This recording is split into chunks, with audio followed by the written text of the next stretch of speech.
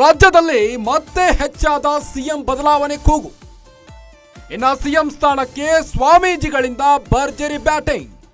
ದಲಿತ ಸಚಿವರ ಪರವಾಗಿ ಪ್ರಸನ್ನಾನಂದ ಸ್ವಾಮೀಜಿ ಮಾತು.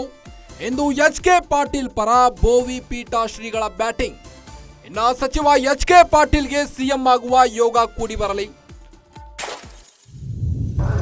ನಮ್ಮ ಜೊತೆಗೆ ಸದ್ಯಕ್ಕೆ 2-3 ಬಾರಿ ಮುಖ್ಯಮಂತ್ರಿಗಳಾಗಿ ಸಾಯಬಿಡ್ತಾರೆ. ಎಸ್.ಎಂ. ಕೃಷ್ಣ ಸರ್ಕಾರ ಆದಮೇಲೆ ಮುಖ್ಯಮಂತ್ರಿ ಒಂದಿಷ್ಟು ಯೋಗ ತಡವಾಗಿ ಬರಬಹುದೆಂತಹ ಅಪೇಕ್ಷೆಯನ್ನ ಎಚ್.ಕೆ. ಪಾಟೀಲ್ ಅವರಲ್ಲಿ ಜೊತೆಲಿಟ್ಟುಕೊಂಡಿರುವ ಎಚ್.ಕೆ. ಪಾಟೀಲ್ ಅವರಲ್ಲಿ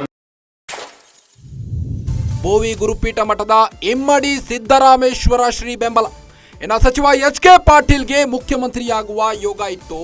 ಎಸ್.ಎಂ. ಕೃಷ್ಣ ಬಳಿಕ ಸಿಎಂ ಸ್ಥಾನಕ್ಕೆ ಪಾಟೀಲ್ ಹೆಸರು ಕೇಳಿ ಬಂದಿತ್ತು. ತಡವಾಗಿ ಆದರೂ ಪಾಟೀಲ್ ಸಿಎಂ ಆಗುವ ಯೋಗ ಕೂಡಿ ಬರಲಿ. ಎಚ್.ಕೆ. ಪಾಟೀಲ್ ಪರ ಇಮ್ಮಡಿ ಸಿದ್ದರಾಮೇಶ್ವರ ಶ್ರೀಗಳು ಬ್ಯಾಟಿಂಗ್. ಗದಗದಲ್ಲಿ ನಡೆದ ಸಿದ್ದರಾಮೇಶ್ವರ ಜಯಂತಿ ಕಾರ್ಯಕ್ರಮದಲ್ಲಿ ಹೇಳಿಕೆ. ರಾಜ್ಯದಲ್ಲಿ ಸಿಎಂ ಬದಲಾವಣೆ ಕೂಗು ದಿನೇ ದಿನೇ ಹೆಚ್ಚಾಗ್ತಾ ಇದೆ. ಸಿಎಂ ಸ್ಥಾನಕ್ಕಾಗಿ ಡಿಕೆಶಿ ಹಾಗೂ ಸಿದ್ದರಾಮಯ್ಯ ಮಧ್ಯೆ ಬಿಗ್ ಫೈಟ್ ಏರ್ಪಟ್ಟಿದೆ.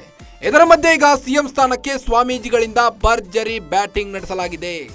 ದಲಿತ ಸಚಿವರ ಪರವಾಗಿ ಪ್ರಸನ್ನಾನಂದ ಸ್ವಾಮೀಜಿಗಳು ಮಾತನಾಡಿದ್ದಾರೆ. ಸಿದ್ದರಾಮಯ್ಯ ಬಣದ ಸಚಿವರ ಪರವಾಗಿ ಪ್ರಸನ್ನಾನಂದ ಸ್ವಾಮೀಜಿಗಳು ಮಾತನಾಡಿದ್ದಾರೆ. ಇಂದು ಎಚ್.ಕೆ. ಪಾಟೀಲ್ ಪರ ಬೋವಿ ಪೀಠ ಶ್ರೀಗಳು ಬ್ಯಾಟ್ ಬೀಸಿದ್ದಾರೆ. ಸಿದ್ದರಾಮಯ್ಯ ಬಣದಲ್ಲಿ ಗುರುತಿಸಿಕೊಂಡಿರುವಂತಹ ನಾಯಕ ಎಚ್.ಕೆ. ಪಾಟೀಲ್ ಪರ ಬೋವಿ ಪೀಠ ಶ್ರೀಗಳು ಇಂದು ಬ್ಯಾಟ್ ಬೀಸಿದ್ದಾರೆ. ಸಚಿವ ಎಚ್.ಕೆ. ಪಾಟೀಲ್ಗೆ ಸಿಎಂ ಆಗುವ ಯೋಗ ಕೂಡಿ ಬರಲಿ ಎಂದು ಆಶೀರ್ವಾದ ನೀಡಿದ್ದಾರೆ.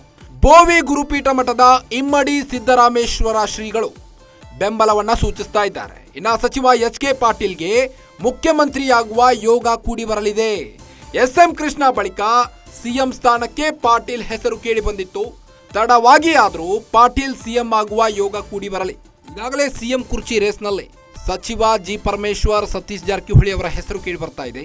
ಇದರ ಮಧ್ಯೆ ಈಗ ಎಚ್.ಕೆ. ಪಾಟೀಲ್ ಅವರು ಸಿಎಂ ಆಗ್ತಾರೆ ಅಂತ ಬೋವಿ ಪೀಠ ಶ್ರೀಗಳು ಬ್ಯಾಟ್ ಬೀಸಿದ್ದಾರೆ.